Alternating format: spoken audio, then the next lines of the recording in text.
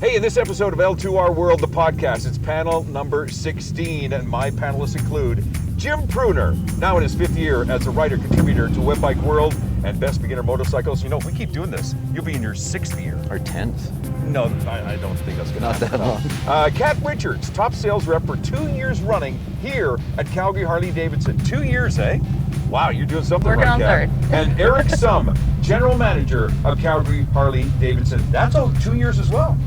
For GM-wise, I'm on my 3rd. Get out of town, hey? But you didn't start as a general manager. No. You were one of the grunts. No, I wasn't Did a you mow grunt. the lawn? Is that what I heard? did everything, and I still did it. I did it this morning, too. Today at Calgary Harley-Davidson, just off of McKnight Boulevard in Calgary, servicing the community with new and pre-owned motorcycles as well as customized bikes. And when you see them, you realize why these guys are so popular. This is the meeting point at ECL Choppers Charity Ride. The first stop is the Alberta Children's Hospital, followed by a trip through Canada's country, then wrapping up the day with a barbecue. Don't you wish you could be here, eh? Wow. Today's topic for our panelists, here we go, women in motorcycles. So, Kat is representing the women's point of view, Eric's representing the women's point of view. Jim, I'm still not sure why you're here. The topics, well, have you noticed women in motorcycling? What are the implications? What are the hurdles of a woman cracking into the sport? And how do manufacturers, advertisers, or business owners like this GM over here appeal to this new group? Now, I want you to ponder this for just 2 seconds, because I also had a chance to talk to a young man by the name of Jimmy Parker. Jimmy is part of ECL, and you'll understand why he is so passionate about this. Have a look. Hey, it's Phoenix with Jimmy Parker. Jimmy has been a part of ECL Choppers Charity Ride. I know the story behind how you got involved, but please share with us why you decided to get involved. Yeah, sure. Thanks, Phoenix. So my wife and I had our son Josiah in June 2018, and he was born with a genetic abnormality. So it's called Edwards syndrome. That's scary, by the way. You know, for any parent. We basically, before he came to us on Earth, he was guaranteed not to live. Oh my God. And so, as you know, being parents, our job is to give him every opportunity that we could. Yeah. And so he came really, really early. He was a whopping 2 pounds, 6 ounces, so just tiny little guy. Had him in the NICU at Children's for about 30 days, and we knew he wasn't going to get better, so we decided to say see you later to him. And oh my gosh, man. We got to do it at the Rotary Flames house, and it was as good of an environment as you could possibly get to go through an event like that. So how did you get involved with this ragtag group? So I talked with a couple of the folks over at Rotary Flames house, and I told them I ride motorcycles and enjoy the ride, and they said, hey, you should come out next year to this ride. Come on. And so 2019 was my first ride, and I'll tell you, I hadn't actually set foot on the grounds until that day, back where we said goodbye. Oh. And so it was like utterly weeping. It was amazing and incredibly healing. And so this ride and what it does, it actually enables so many families to be a part of something and go through something that they never should have to go through, but they do it with such poise and grace at the Rotary Flames house. And this ride enables that to happen every single year. Here we are, panel number 16 at Calgary Harley-Davidson. My panelists, they're here. It's Eric, it's Kat, it's Jim. Women in motorcycle. Kat, let's start with you. Okay. Why not? Okay. Do you remember the first time you rode? Do you remember the first passion that you had for wanting to ride? Yes, I do. I actually started on a scooter when I lived in Victoria, just because it was a great commuting option, very affordable. How many years ago? Oh, goodness me. This would have been... Don't date yourself. 2005. Okay. So a little while ago. I took a huge break.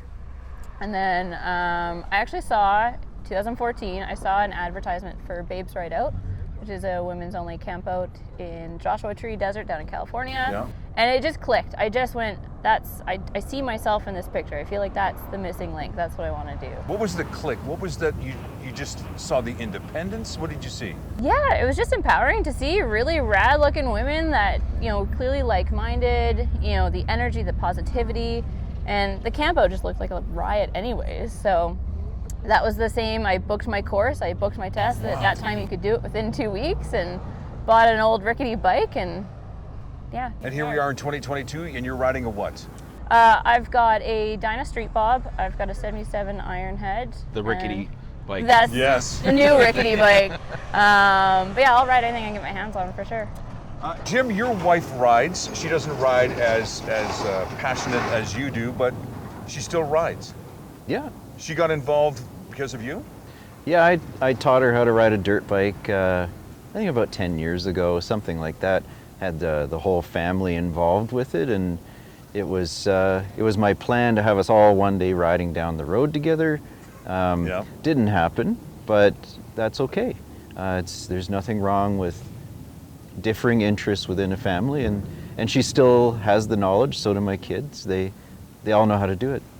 Eric, your wife rides with you. Yes, she used to ride on her own, but found it a lot more comfortable that we've set up a bike now that actually she really enjoys being on the back with all the electronics now with Bluetooth, the communication's easy. Safety-wise, I feel a lot more comfortable that she's with me versus always looking around my shoulder where she might be.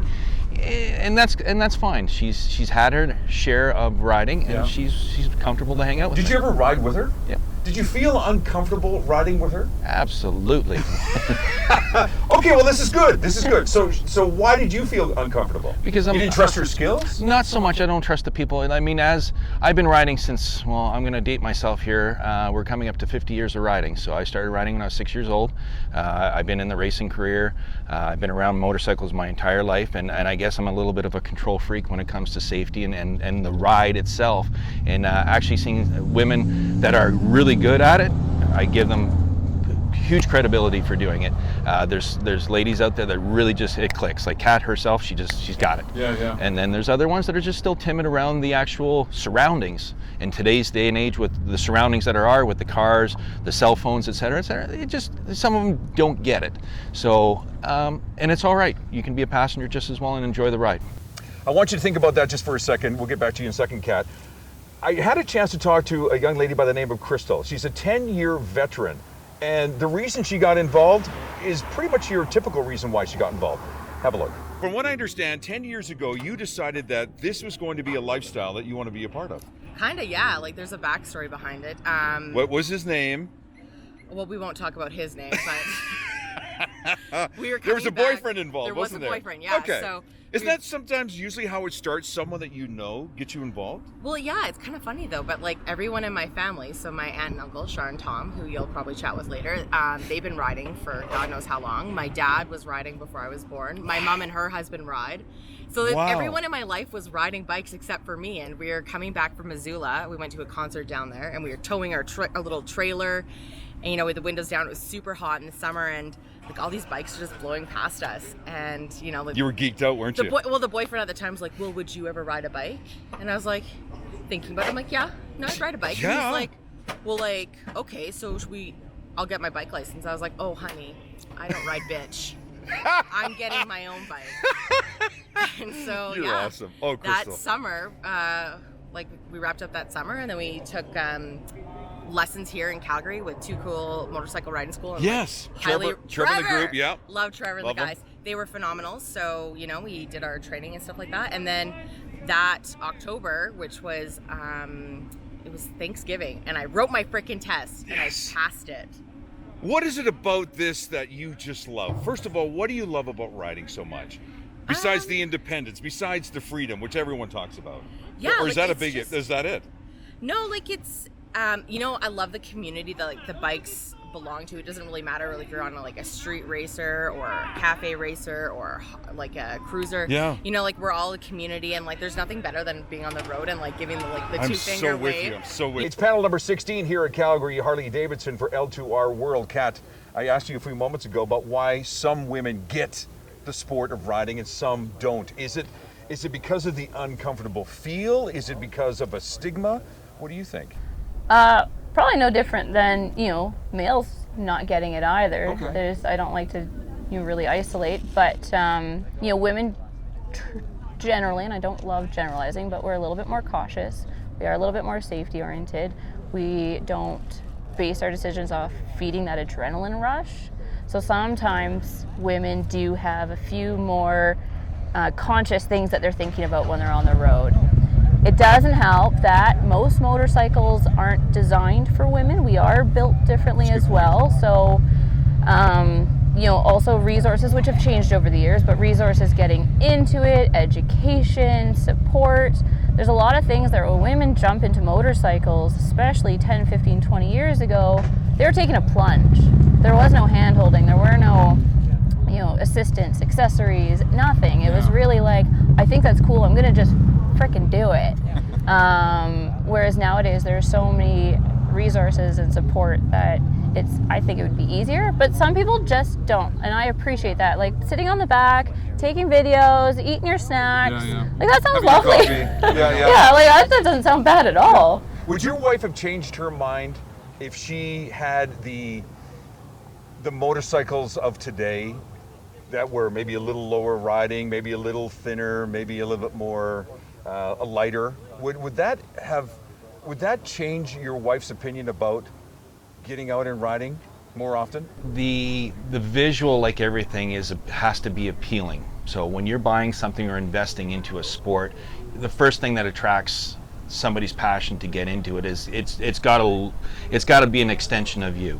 So yes, if there was motorcycles that were really kind of more geared, now I'm not saying colors pink and I'm not trying to be stereotypical, maybe, but lower center of gravity, but still designed with that look and that feel that is really women oriented, and that market is small. It is small. It always has been small. It's growing as like Kat is part of that group, and it's great to see. But if there was more that would actually appeal to it, that was fitted differently, and somebody would guide them and train in, yes. It would be a definite change of direction for sure. Jim, you had the patience with your wife to show her how to ride. A lot of other people don't have that patience, whether it be a man or a woman. But if you were to teach Kat to ride, and let's say she was a beginner rider, what are some of the things that you would say to yourself, okay, I need to be more conscious about this before I'm going to help instruct Kat on how to ride? It's different for every person, I think. Is it different for a woman? I'm going to ask you the same question, Kat, because obviously... Yeah, I don't know that it is, honestly. I mean, I was at Trevor Deck's school there maybe a month ago, just visiting, and half the class was women, it looked like. And I mean, they were zipping around just like anybody, and I didn't notice Trevor or his other staff using any different tactics or technique. I think it's the same with everyone. Just be patient with yourself, most importantly, as the learner, as the student. And the teacher can help that or hurt that too. But yeah, patience. Give yourself the chance to fail and succeed. Kat, do you want me to skew the way that I instruct a woman to ride, how to ride? No, because a good teacher knows how to teach different riders regardless.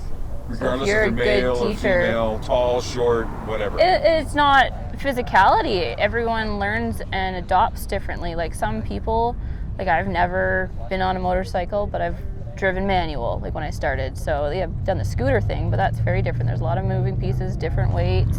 And I just picked it up like that. There are some women that just need that verbal coaching and that patience and that subtlety to it, because it can be incredibly overwhelming when you've got a big machine, a lot of weight, and it can cause damage, and everyone around you is telling you how dangerous it is. It comes down to the instructor being able to recognize what kind of learner that is. Not that they're female and they're all needing to be spoken to differently. You start mansplaining to a woman, you'll hear about it really quickly. So it's really just good teachers, and I've heard horror stories from some schools, and some schools are a little bit more apt to it. So it's Eric, you're shaking your head. You agree with her? Totally. You've got the instructor has a protocol and procedures to try and get that information embedded into a whole group of different sponges, and some people get certain things and some people don't get certain things, and it's just a matter of working your way through to know what they're going to excel in and have that acceleration of what they've learned there and work on the weak spots. Yeah. It's a training thing, and it's somebody that's, you get anxiety, you're trying to do all these things in a training side. You got to breathe, you got to relax, you got to put everything off to the side. And that's with anybody, It's right? with anybody. So Yeah. male or female, So lose the bias. lose the bias, and it's just a matter of why. Think about why you're there. You want to ride a motorcycle? Great. Jim, you're going to say? I agree with Yeah. everything they said, yeah. I think if we get past the point that it's a woman riding, or it's a man riding, or it's a whomever riding, let's just get past that. It's a rider. How do manufacturers, advertisers, business owners appeal to this new group? And it is a new group to some degree, Kat, and I think even the panelists would agree, that this is really, women are really, there's I was going to say a resurgence, but it's almost like this energy that seems to be happening. You see more and more groups that are evolving. But how do manufacturers, advertisers, general managers appeal to this new group? I'm going to ask the panelists that in just a few moments. But also, I want to introduce you to Tom and Charlotte. These two put together ECL for 25 years. You want to talk about passionate riders, passionate for what they do? Have a look. What were you doing 25 years ago, you and this young lady, to decide to put something like this together? We actually had a suggestion from one of our staff in the office that she suggested that we raffle off rides on my new bike during noon hour at our office and raise money for charity. And of course, that was the last thing we wanted to do at noon hour. And of course, it wouldn't raise a lot of money. But what we did is we got a group together, a few of us got together and decided, you know what?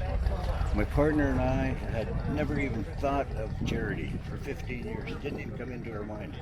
So that triggered it, and we thought, we got to do something. So we put together a few people, and we found out that we had 12 bikers, all Harley riders in our driving crew. And so that's how it started that first year. I was talking to a young man by the name of Jimmy Parker. Yes. You're familiar with Jimmy. I believe it was 2018. They lost their son, Josiah. Yes. He was so passionate about why he wanted to be a part of this. And when you see folks like Jimmy, I'm sure number one, it breaks your heart, but number two, it also makes you excited to know that there's people just as passionate as you about this. Well, and that's why we do it. It's all about passion. When people see what we're doing, and once they understand, then it's passion. Sympathy for people that need the hospice, but in the last couple of years, 3 years, 4 years, we have concentrated on the children that need the hospice. Yeah. And nobody's ever heard of that. Like, they keep it quiet, right? And rightly so. But so we started that movement to support those families, and it was new to us. Had no idea, and that's how it worked out. It's just having sympathy for people that are in that position. Tom, up to this point, how much money has been raised? 4 million. Oh, stop it. Welcome back to Calgary Harley-Davidson. Yeah, it's panel number 16 here for L2R World. It's Eric, it's Kat, it's Jim. Manufacturers are passionate about making money. General managers are passionate about moving inventory. Sales reps like Kat are passionate about selling motorcycles. Jim, who's just doing so much reviews with equipment, is also on that same page too, realizing his audience. So let's go one at a time here. General manager, you have knowledge of these more and more women coming into your shop. I bet you open the door and go, holy jumping man, that's more women than I've seen in a long time. It's fantastic, it really is. But underneath that helmet, you don't know if it's a male or a female. So the bottom line is you're catering to the person that is passionate. We're here at Calgary Harley-Davidson, and just being around it for so long, it's fantastic. The sport itself in our climate in Canada, to see every moment and every day somebody riding a motorcycle, male, female, it doesn't matter. You're going to cater to what their needs are, and you want to make sure that they're excited about the sport and they're going to be in it for a long time. Kat is the top sales rep for the last 2 years here at Calgary Harley-Davidson. You're obviously doing something right. Percentage-wise, have you noticed the amount of bikes that you sell to women has increased, decreased? Where's it at? I'm still too junior in the sales world to really gauge too much. Naturally, I do gravitate towards a lot of women. Obviously, we think very similarly and approach things differently. Do you feel they feel more comfortable coming to you as opposed to, let's say, one of the male reps? Not every woman. Some women are like, I don't want to chat to you. They want to go to God. I totally get it. I don't like the red hair. Yeah. Oh my God. No, it's easier. I'm in the community. Like, I do organize the leaders, and I'm riding around with a lot of different women. So naturally, they just want my opinion, and they kind of like that I give a really honest feedback to them. So to say I've seen more, I really couldn't say. I don't keep stats. Do you sell differently to a woman than you do a man? No, I really don't. It's really reading their needs, asking them the questions, and finding something that fits. Some customers you can laugh and have a great time with. I do find the after-sale approach is a little bit easier in times with women. How so? Because they ride with me at the Leaders. There you go. Yeah, because you can actually say to them, hey, I'm a rider as well. Yeah. Join us. Yeah, there's a community. A lot of women, especially if they're just getting into it, they're not already established. Yeah. There's something that gravitated towards riding a bike. There's something that they want out of that. And they might be a lone wolf. I was. And then you realize that there are organizations, and maybe the leaders aren't a good fit, but you hear about this next one and the other one. So there's communities that can make you feel very welcoming. So I just happen to be a part of one, so I see a lot of my sales customers. Think about all the manufacturers that you've dealt with and all the products that you have reviewed. Do you find that manufacturers are wising up to what Eric was saying a few moments ago, that, yeah, more women are involved in this sport? Only very gradually, unfortunately, because the statistics tell me that it's getting around the 25% mark for female riders now. And yeah, the gear doesn't fit them that fits us. It needs to be entirely different custom fits that and that's kind of where I send women now who are frustrated with the manufacturer's inability to meet their needs. Is you can go to AeroStitch, you can go to Motoport USA, and they will tailor make some of the best riding gear you can find to them. But yeah, they're falling down. They really need to pick it up. Eh? Man, that surprises me. You know, when I look at the shop floor here at Calgary Harley-Davidson, man, you guys you're into it. You get it. Women in the general merchandise and the safety apparel, Harley-Davidson really does put a lot of. It's such a larger. I would have to honestly say there's more women in Harley-Davidson, and I just over the years have to say Harley does put a lot of emphasis in it because of the amount of women that do ride Harley-Davidson motorcycles. So the fit of the product, the design for it is designed by women. They're riders. They're involved in the sport. It's fantastic product. It really is. Women in motorcycle. This is not a conversation that will end today. It'll go on and on and on, and we can only encourage more people to ride, whether they be women or men. It doesn't matter, whether they be young or young at heart, right? Kat, what about Calgary Harley-Davidson do you love about this place? What keeps bringing you back day after day? Oh, it's the community, the people that I get to meet, the energy, and honestly, seeing people get into it, seeing people buy a bike that they love, whether it's Harley or another one. There's always something really exciting about New Bike Day. Yeah, I bet. Yeah. Web Bike World, what's going on in your world, kind sir? You were just in Spokane. Yeah, I had the chance to go and see a prototype helmet that is very exciting. The flashy lights? It's got turn signals and brake lights integrated into the helmet, and that's not even the most impressive part. It's that the carbon fiber shell is supposed to get this helmet 1.9 pounds for a medium, which is almost a full pound lighter than the lightest helmet I've ever worn, and they should be here the end of July is kind of what they're saying, but who really knows? I guess the other part would be that they're aiming to meet every safety homologation available. So you've got Snell, ECE 2206, FIM, and of course DOT, JIS. There's a couple others. They don't care. They're really going for it. And what's the manufacturer? They're called Vata 7. Yeah, sorry. Vata 7? They're new. They're out of Spokane, but they are also worldwide. So definitely watch for that to appear on people's heads out riding around. Eric, Calgary Harley-Davidson, as a general manager, when you turn around and see all these bikes here for a ride like this, that must just warm your heart, man. It's all about community, right? Every day, the community and how we drive it, and Kat and our team here, we've got a fantastic. We're a family in ourselves. We're brothers and sisters, and we have when we walk through the gates in the morning and open the doors, we're just like a dinner table at Thanksgiving, and we have our good days and our bad days. But the passion of the sport itself overrides everything. I will say this, if you would like to find out more about our panelists, it's simple. Jim, it's Web Bike World. It's www.webbikeworld.com. Kat and Eric, www.calgaryharleydavidson.ca, calgaryharleydavidson.ca.